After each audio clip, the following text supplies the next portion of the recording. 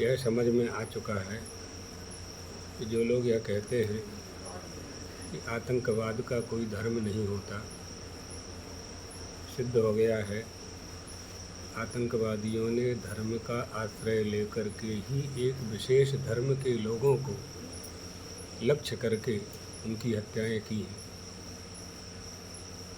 धर्म शब्द का अर्थ न जानने के कारण आतंकवाद को धर्म के साथ जोड़ दिया जाता है। आतंकवादियों का तो यही कर्तव्य है कि हत्या करो। त्रेता युग में रावण का यही कर्तव्य था, यही धर्म था उसका। द्वापर में कंस का यही धर्म था। कलयुग में ये आतंकवादी रावण और कंस के रूप में उत्पन्न होकर के हमारी राष्ट्रीयता पर चोट कर रहे हैं। बहुत आवश्यक है, एकता की आवश्यकता है। आज हमारे देश की सेना, तीनों सेनाएं, जल सेना, थल सेना, वायु सेना इतनी मजबूत है और सक्षम है, आमने सामने युद्ध करने की किसी की हिम्मत नहीं है। एतदर्थ भारत को निर्बल करने के लिए, कमज़ोर करने के लिए आतंकवाद का आश्रय लेकर के विदेशी षड्यंत्रकारी इस तरह की योजनाओं को मूर्त रूप प्रदान करते हैं। समझना चाहिए, हमारी एकता ही इसका उत्तर है।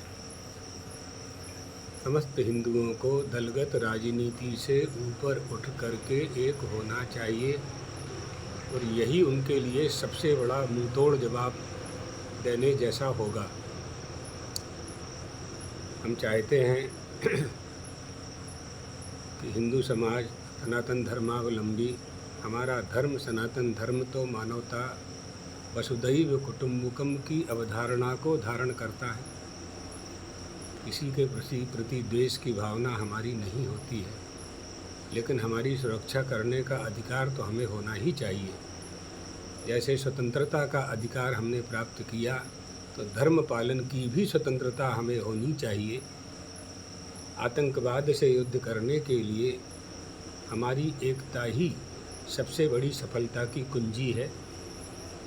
एतदर्थ भारत सरकार, स्वयंसेवी संस्थाएं, हिंदू धर्मावलंबी और मुस्लिम मजहब वालों से भी हम अपेक्षा करते हैं कि इस समय उन्हें आतंकवाद के खिलाफ बोल करके अपनी भारतीयता सिद्ध करना चाहिए।